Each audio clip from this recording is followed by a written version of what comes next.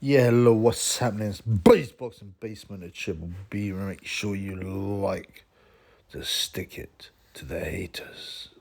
Right. So, you remember, like, I don't know, it's been happening for about 8 years for crying out loud, right? Oh, Pacquiao's going to fight in the Olympics. Yeah, yeah. He was originally aiming to fight in the 216 Olympics in Rio and given a special dispensation because he's Manny, like, Manny the Roid Rager. Yeah, right. Like his head even changed shape. He did so much HGH. It's ridiculous. But like, got bigger, bigger. That's a side effect, a well-known side effect of HGH. So, yeah, and there was rumors. It didn't happen. Didn't happen. And now they wanted to get him to the 2024 Olympics. That's this year, right? Now, in Paris. Now, this is crazy, man. And they asked the IOC, and it shows you how corrupt, by the way, amateur boxing is as well. Because there's plenty of money in amateur boxing. Don't think there ain't. Not for the fighters. Well, the elite ones, sure. The elite ones, sure. But, the busybodies. So they wanted to give a special dispensation to Manny Pacquiao, even though he's 45 years old, and the limit for boxing is 40, to fight in the Olympics. They said, yeah, they're really considering it seriously. He hasn't, this is nuts. He's not, right? He's not gone to any tournaments. He's not fought as an amateur for however many years, like, I don't know, 25 or whatever, you know.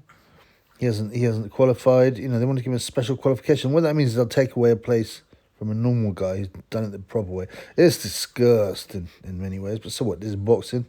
Get used to it. Huh?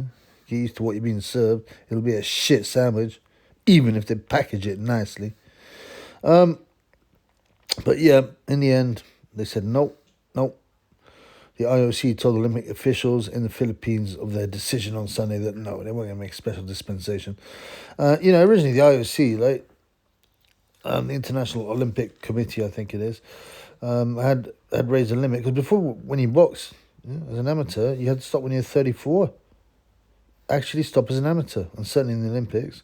Then they raised that to 40 in 2013. So they're obviously malleable when it comes to money, but it's kind of nuts. Oh, you can't box after 34. It's like, really? You know. Should there be a limit in amateur boxing? Yeah, I think so. I think 40 is about reasonable, to be honest. Huh? But, so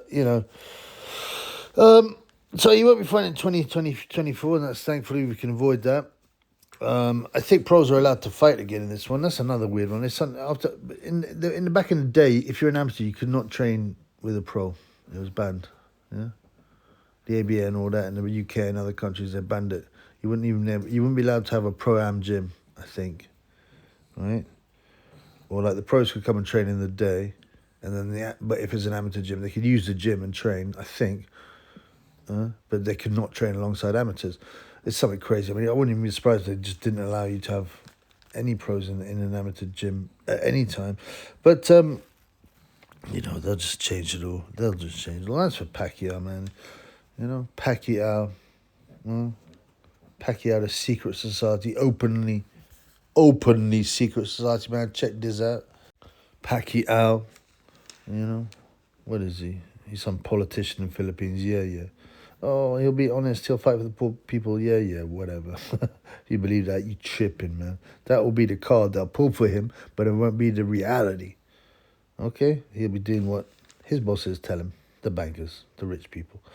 Now, Pac-Man as well. Like I said, look at her. Look at the state. Look at the size of his melon, his coconut. It's huge, man. And it wasn't always that way. Check it out.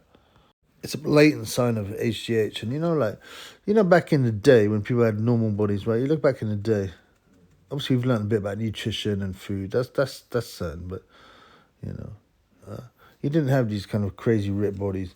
Even the black guys, people go, oh, they're genetics. Yeah, well, look at Sam Langford, Jack Johnson, Sugar Ray Robinson. None of these guys had these great ripped muscle bodies. Okay, yeah. You'd always get a couple of freaks. Primo Carnera, the Italian guy, had some hormone imbalance or whatever, and he grew really big and he was chunky as anything. But, generally, Normal human bodies don't look like that. Pacquiao, and he could not move up. But back in the day, you could not move up all those divisions. That's why it's considered such a big thing. Now it isn't. What you just hit the PEDs, and then you not only do you go up in the division, you're actually stronger. Yeah. Whereas they had for Sugar Ray Robinson to move up from welterweight to win, middleweight to win, and then up to like heavyweight, where he lost to Pastrana, exhausted allegedly, but he just couldn't handle the size. And of course, if he was a modern day fighter, he would have won a super middleweight title and a light middle title. But this is the difference. It's so hard to move up in weights. On the other hand, you had Georges Carpentier, the Orchid man from France. France is the best fighter ever. The light heavyweight champion. He fought. Who did he fight? Did he fight Jack Johnson or did he fight Jack Dempsey? Blood clot. My man's losing his memory, blood. But, yeah, let's have a look, man. Georges Carpentier.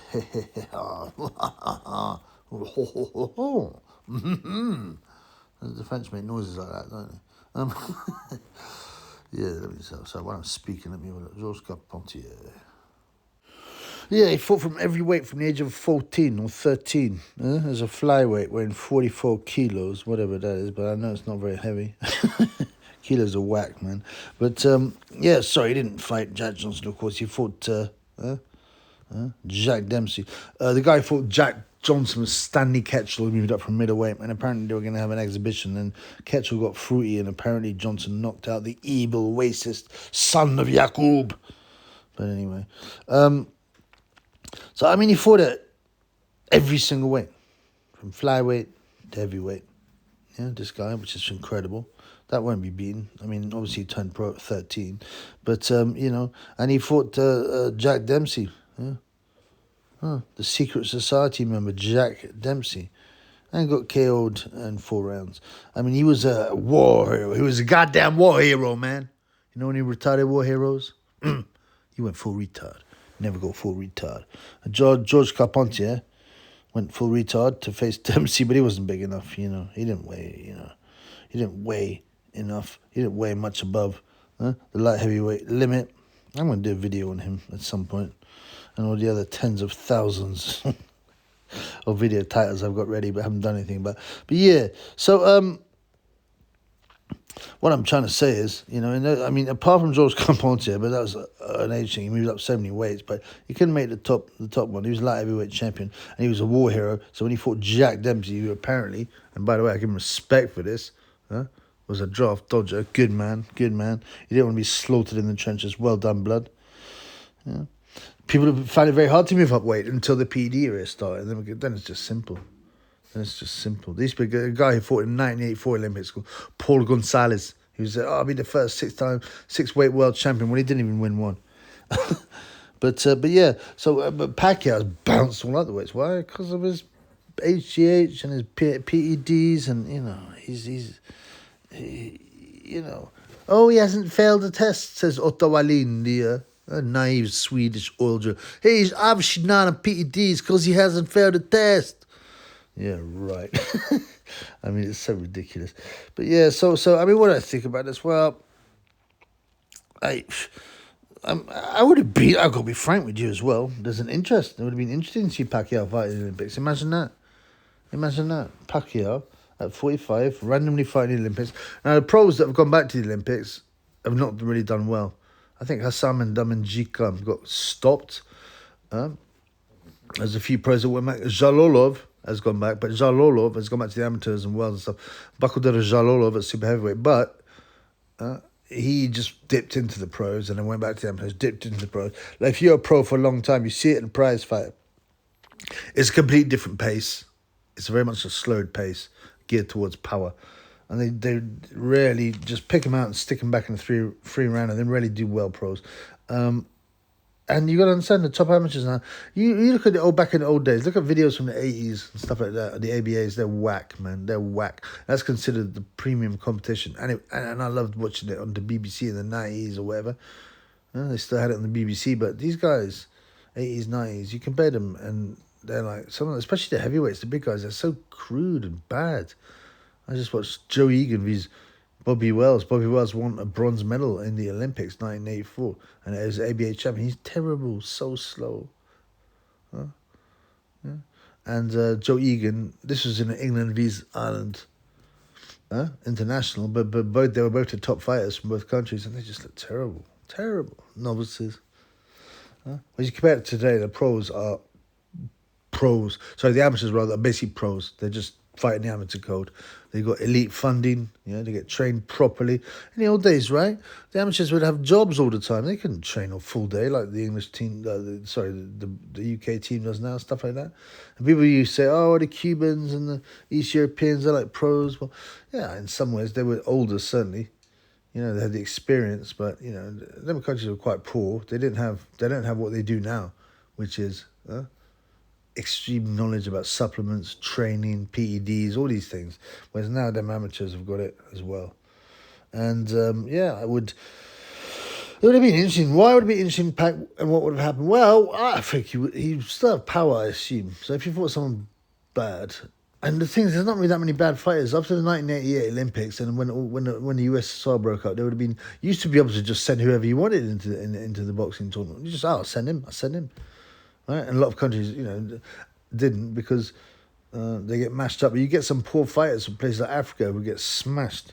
From poor countries in Africa like Tanzania, who get smashed. But after the USSR broke up, there were so many new countries with so many good fighters. You didn't just have the USSR. You had Russia, Kazakhstan, Uzbekistan, all these other countries. Churning out top guys. So you had to start to you had to enter a tournament and qualify. But Pacquiao didn't have to do that. Wasn't going to have to do that. It was kind of weird. But whatever. The quality is so high now in the amateurs. So high. That's why I think, the guys like Loma and Usyk, they go take hard fights at the beginning. That's the way it should be. The only thing they've got to do is get used to the long rounds, the 12-round distance. But how Pacquiao would have done, I don't know, man. If you fought someone who was lesser, you might have whacked him out. But I think he'd be outpointed early. By some well-schooled, amateur boxer. He's 45. He probably wouldn't be able to do as many PEDs because the restricting is better. Sorry, the testing is better in the Olympics. Obviously, it's not super. Loads of the eight sprinters in 100 meters, biggest 100-meter final ever. 1988 Olympics. Sold Johnson vs Lewis. Every single guy there, including Linford Christie, failed a drug test at some point. Including Carl Lewis, who's meant to be the clean guy. So check that out. And obviously, we've all seen Gay J at the Olympics. He was clearly pumped full of PEDs. So, but I think there's some things he wouldn't be able to take, just to be sure. So, I think Pacquiao would have been outpointed. He probably would have won his first fight if he fought someone who wasn't too good. And they'd probably make sure that they set him up to fight someone who's not that good, because they want him to progress, because they'll get views, they'll get eyes, and that eyes equals money in one way or another. Eyes equals money. Believe that. So I think Pacquiao would have won one, maybe two, and then he'd be beaten by some well-schooled whoever, English, UK, Russian, Kazakh, Uzbek, Cuban, whatever. One of them guys would have outpointed Pacquiao. But it would have been interesting to watch anyway. So, in some ways I'm happy it hasn't happened, because it's a bit of disgrace to just give this random pro to take some other amateur's place. Just give him a spot just because he's Pacquiao and he's a secret society member. On the other hand, it would have been interesting, And there you go. Anyway, we won't be seeing it. I quite look forward to the Olympics there. But now I don't know how much it is. They said it might be the last one for a bit, or they'll stop it for the 2028 Olympics. And also they've ruined the boxing by they've introduced all these women's. Instead of having, it used to be like 12 weights. No, was it 10 weights or 12 weights for the Olympics? Well, depending on what year, obviously. But like the modern Olympics I'm talking about. Yeah. And then they reduced it. This is how incompetent the IBA are. They removed the super heavyweight division for a bit. So if you're over 200 pounds, you just couldn't fight. That's nuts. And then they took away about half the male divisions, and because they wanted women to box. It's just a shambles.